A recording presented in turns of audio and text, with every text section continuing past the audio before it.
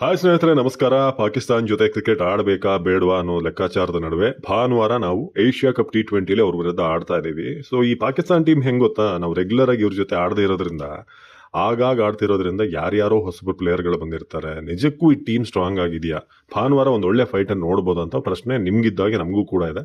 But regular ಆಗಿ cricket ಅನ್ನು follow ಮಾಡೋರಿಗೆ ಗೊತ್ತಿರುತ್ತೆ ಆ ಟೀಮ್ ಹೇಗಿದೆ ಅನ್ನೋದು. ಒಂದಷ್ಟು ಹೊಸ ಫೇಸ್ಗಳು ಬಂದಿದೆ. ಓವರ್ ಆಲ್ ಹೇಗಿದೆ ಟೀಮ್, ಹೇಗಿದೆ, ಯಾರು ನಮಗೆ ಥ್ರೆಟ್ ಆಗ್ಬೋದು, ಒಂದು ಸಿಂಪಲ್ ಆಗಿ ಒಂದು ಐಡಿಯಾ ಕೊಡುವಂತ ವಿಡಿಯೋ, ಎಷ್ಟು ಮಟ್ಟಿಗೆ ಫೈಟ್ ಇರುತ್ತೆ ಭಾನುವಾರ ಅಂತ. ಬನ್ನಿ ಈಗ ಪಾಕಿಸ್ತಾನ ಸ್ಕ್ವಾಡ್ ನ ಅನಾಲಿಸಿಸ್ ಅನ್ನ ಮಾಡೋಣ. ಸೊ ಮೊದಲಿಗೆ ಪ್ರೆಡಿಕ್ಟೆಡ್ 11 ಹೇಗಿರ್ಬೋದು ಅಂತ ನೋಡಿದ್ರೆ, ಸಯಮ್ ಅಯೂಬ್ ಹಾಗೆ ಸೈಬ್ಜಾದ ಫರ್ಹಾನ್. ಸೊ ಸಯಮ್ ಅಯೂಬ್ ನೀವು ನೋಡಿರ್ತೀರಲ್ಲ, ಲಾಸ್ಟ್ ಚಾಂಪಿಯನ್ಸ್ ಟ್ರೋಫಿ ಸಂದರ್ಭದಲ್ಲಿ ಈ ಸಂದರ್ಭ ಆಡಿದಾರವರು.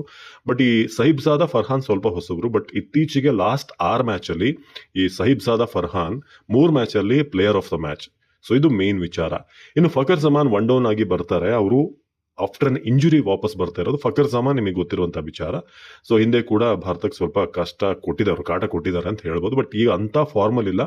ಬಟ್ ಸಲ್ಮಾನ್ ಆಗ ಕ್ಯಾಪ್ಟನ್ ಒಳ್ಳೆ ಫಾರ್ಮಲ್ ಇದ್ದಾರೆ. ಜೊತೆಗೆ ಇತ್ತೀಚೆಗೆ ಪಾಕಿಸ್ತಾನ ಕಂಡಂತ ಒಳ್ಳೆ ಒಂದು ಪ್ರತಿಭೆ ಅವರು.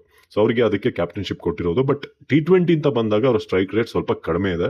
ಈ ಓಪನರ್ಸ್ ಇಬ್ರದ್ದು ಅದೇ ಕತೆ, ಸ್ಟ್ರೈಕ್ ರೇಟ್ ಸ್ವಲ್ಪ ಕಡಿಮೆ ಇದೆ. ಇನ್ನು ಫಕರ್ ಜಮಾನ್ ಎನಿ ಟೈಮ್ ಹೊಡೆಯುವಂತ ಒಬ್ಬ ಪ್ಲೇಯರ್. ಅದಾದ್ಮೇಲೆ ಈ 5 ವಾರಲ್ಲಿ ಬರ್ತಾರಲ್ಲ, ಹಸನ್ ನವಾಜ್ ಹಾಗೆ ಮೊಹಮ್ಮದ್ ಹ್ಯಾರಿಸ್ ವಿಕೆಟ್ ಕೀಪರ್, ಇವರಿಬ್ರು ಒಳ್ಳೆ 150+ ಸ್ಟ್ರೈಕ್ ರೇಟ್ ಅಲ್ಲಿ ಹೊಡಿಬಲ್ಲಂತ ಪ್ಲೇಯರ್. ಅದರಲ್ಲೂ ಹಸನ್ ನವಾಜ್ 170+ ಸ್ಟ್ರೈಕ್ ರೇಟ್ ಅಲ್ಲಿ ಇತ್ತೀಚೆಗೆ PSL ಏನ್ ಮುಗೀತು ಅದರಲ್ಲಿ ಒಂದು 28 ಸಿಕ್ಸರ್ ಹೊಡೆದಿದ್ದಾರೆ ಅವರು. ಸೊ ಇರೋದ್ರಲ್ಲಿ ಸ್ವಲ್ಪ ಎಕ್ಸ್ಪ್ಲೋಸಿವ್ ಅಂದ್ರೆ ಹಸನ್ ನವಾಜ್.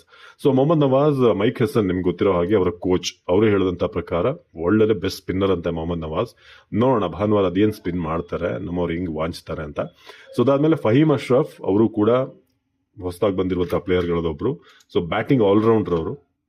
ಹಾಗೆ ಶೈನ್ ಅಫ್ರೀದಿ, ಹಾರಿಸ್ ರೌಫ್ ನಿಮಗೆ ಗೊತ್ತಿರುವಂತ ಬೌಲರ್ಗಳೇನೆ.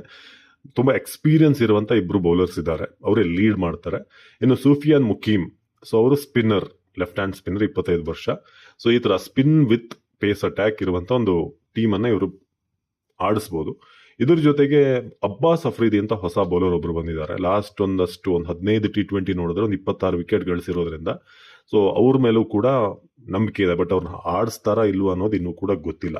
ಸೊ ಇನ್ನೊಂದ್ ಕಡೆ ಹಸನ್ ಅಲಿ, ಅವರು ಕೂಡ ಟೀಮ್ ಅಲ್ಲಿ ಇದ್ದಾರೆ. ತುಂಬಾ ಎಕ್ಸ್ಪೀರಿಯನ್ಸ್, ಇಂಡಿಯಾದ ಮೇಲೆ ಆಡಿರುವಂತ ಎಕ್ಸ್ಪೀರಿಯನ್ಸ್ ಇದೆ. ಸೊ ಅವ್ರನ್ನ ಆಡಿಸ್ತಾರ ಅನ್ನೋದು ಇನ್ನೂ ಕೂಡ ಕ್ವಶನ್. ಇದು ಎಕ್ಸ್ಪೆಕ್ಟೆಡ್ 11.